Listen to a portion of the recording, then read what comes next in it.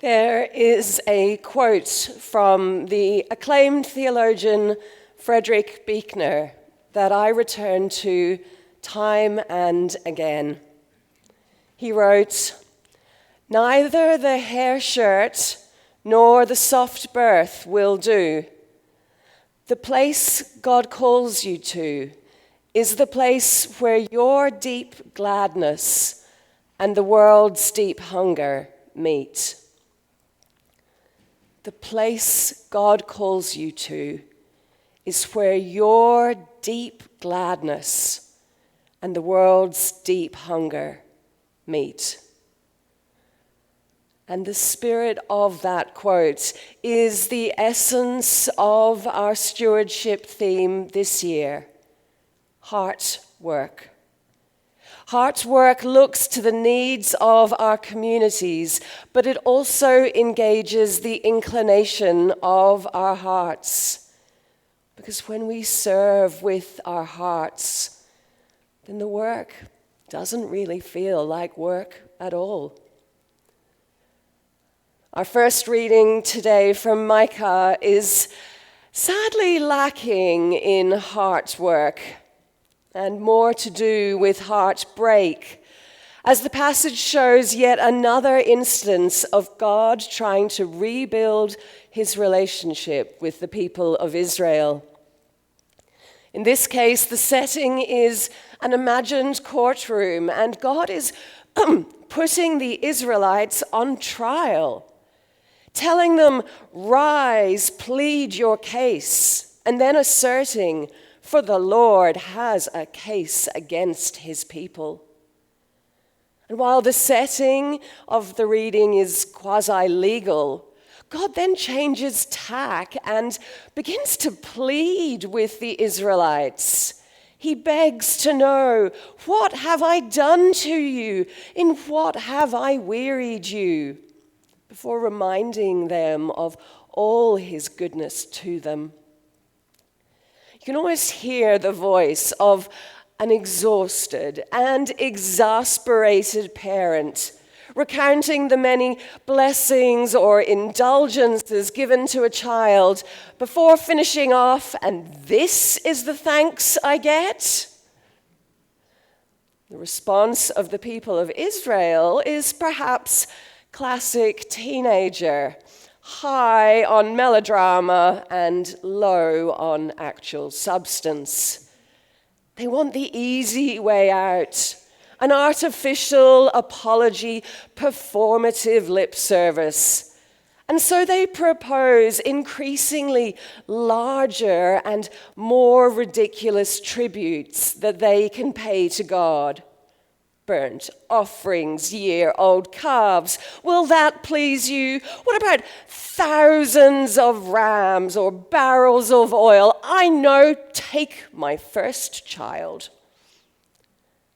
But they completely miss the heart of the matter.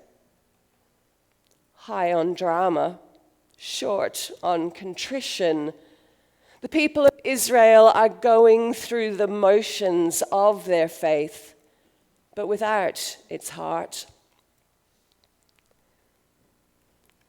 We can also forget about the heart of faith when we expect a church to serve only our wishes, and we don't also think about it the other way around. We can become consumer Christians and start to expect a worship service to meet our individual needs, which is an impossibility. There are over 100 of us here this morning. If we're only thinking about the specific circumstances of our lives, one service can't pinpoint each and every one of our individual thoughts. At its worst, that can lead to us not wanting worship to make any demands of us, not wanting to be exposed to new ideas, challenged in our thinking, or called into action. I once encountered a visitor to Walton in the hall after the service. When I asked her what had brought her here, she told me, a shade defiantly, that she was church shopping. She had her list of criteria that she was looking for, from theology to music, and probably the brand of coffee served afterwards. She certainly knew what she wanted to get from her future church. I had to bite my tongue quite hard to stop myself from asking her if she had given as much thought as to what she was going to give to her future church home. It's a question that stewardship season poses to all of us, because Christianity is about community, and God, through the community here at Walton, calls us to a heart-led service. In a deceptively simple passage, Micah lays out the way forward. What does the Lord require of you? But to do justice, and to love kindness, and to walk humbly with your God. God isn't looking for superficial rituals that don't get below the surface of our lives. God requires a sacrifice of the heart and the spirit, not of 1,000 rams. God wants God's people to care for each other, seeking justice for the needy, and to live in kindness and humility, following God's teachings. True worship, wholehearted worship, is found in lives shaped by justice, mercy, and humble service, all of which aligns entirely with Jesus' teaching. For if you do justice and love kindness and humbly follow God, then you will inevitably also be loving God with all your heart and all your strength, and loving your neighbor as yourself. And we see this teaching put into practice by the early church in our second reading from Romans. Now, I'm guessing this isn't a reading many of you have come across before. In fact, Debbie had to check with me that I hadn't made a mistake and got one of the numbers wrong. And if you had come across it, you've probably skipped right past it. Because after all, it's just a long list of names of people we've never heard of, which is certainly true. But it's also a fascinating glimpse into the life of the early church. The passage comes from the last chapter of Romans. It is the end of Paul's letter to the church in Rome, and he is sending them his greetings. And as he does so, he is going into considerable detail. First of all, there is Phoebe. Phoebe was a leader of the church in Cenchrea, where Paul is writing from. She was traveling to Rome and had been entrusted with the task of bringing Paul's letter to the church. And Paul sings Phoebe's praises here, emphasizing the extent to which she has supported both Paul and the church. And then there is a long list of various people who are all part of the church at Rome. And they come from all walks of life. 2 households are mentioned, those of Aristobulus and Narcissus. Narcissus may himself have been a well-known servant of the Emperor Claudius, And if that is the case, then we can begin to see how the church and the gospel has begun to reach into Roman royalty. There are also a number of individual slaves mentioned. Herodian was possibly a slave of the family of Herod, and Hermes was also a very common slave name in the first century. At the other end of society, there are noble Romans, Priscilla, Junia, Ampliatus, Julia. And then there are Jewish family names, Andronicus, Junia, Mary. Urbanus was a city dweller. Persis was a woman from Persia, and Rufus was a redhead. Men and women, rich and poor, free and slave, God empowered the full breadth of the early church to serve in faith and love. And look at the range of activities Paul referenced. The early church needed letter writing, teaching, caring for the sick, hosting and welcoming, preaching, bookkeeping. These are active, caring people coming together and serving together and supporting each other. They are doing justice and loving kindness and walking humbly together with God. And just like the people Paul is writing to, we are called and empowered to serve in faith and love. We are encouraged by God to remember and practice the threefold purpose of church. Firstly, and importantly, to connect with God in worship and praise. But then just as significantly, to build a community of kindness where we connect with each other and to support that community in acts of love and justice as we connect with the world. Each one of us is a vital part of this. Each one of us has a role to play.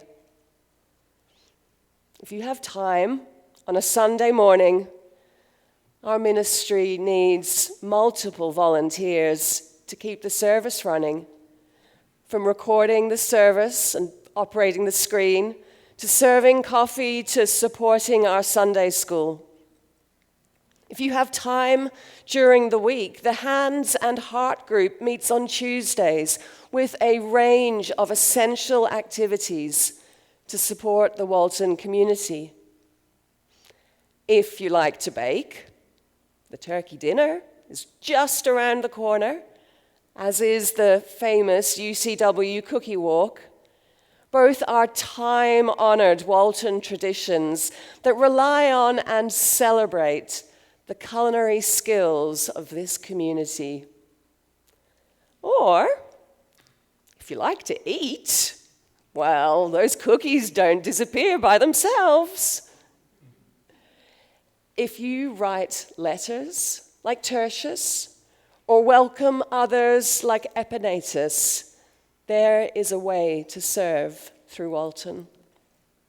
Throughout history and today, God empowers ordinary people like Phoebe and Priscilla and Rufus and you to embody divine love and justice in the world, calling us into a community of grace-filled action and faithful witness. And we are promised God's support throughout. As the theologian David Vryhoff reminds us, God's power is available to you, and God has promised to do God's work in and through you. Keep in mind that the work is God's. Your job is not to be successful, but to be faithful. Put your trust in God. Here's another way to think about your heart work, and it ties back to our youth story from earlier in the service. As I shared with our young people, giving strength to someone's heart or spirit is heart work too. So how might you, in the next week or day, or even the next hour when you're enjoying coffee in Bronte Hall, how can you give strength to someone's heart by encouraging them? Who needs to hear a supportive or appreciative word? Who is thinking about a challenge in the week ahead? Who is already serving here at Walton and would have their heart strengthened with recognition and support? It might be the person pouring you coffee, or a teacher in Sunday school, the volunteer at the welcome desk, or a member of our wonderful choir. Walton is deeply enriched by the heart work of so many, and today is a great day for celebrating that too. And you can do that knowing that you are following in the footsteps of Paul and the early church. Think back to Paul's greetings. Each one of those was also heart work. Paul was celebrating and recognizing and appreciating the heart work of the community at Rome. Phoebe, the benefactor, Mary, who worked very hard for you, Andronicus and Junia, outstanding among the apostles, Persis, who has worked very hard in the Lord. Paul is doing the heart work of lifting up each of these believers and giving strength to their heart and labor. It is just another way we can love kindness and walk humbly with God. And so in this stewardship season, we celebrate and tend to the work of our heart, paying attention to where God is calling us, to notice where we can help and what we can bring. It starts by listening to our heart, seeking out the word and purpose of God for us, shared in worship and prayer, that we might open our hearts to the needs of the world for justice and healing, that together we share our hearts, living with caring, compassion, and encouragement, so that we might nurture our hearts, coming together with gratitude and community. As the author Clarissa Pinkola Estes wrote, ours is not the task of fixing the entire world all at once, but of stretching out to mend the part of the world that is within our reach. Any small, calm thing that one soul can do to help another soul, to assist some portion of this poor, suffering world, will help immensely. Stretching out in hope to take one step for justice that lies before us. Stretching out in faith to bring kindness to another soul. Stretching out in love, trusting in God's grace and strength for each one of us. Taken together, all our heart work will keep the heartbeat of Walton pulsing strong. Thanks be to God.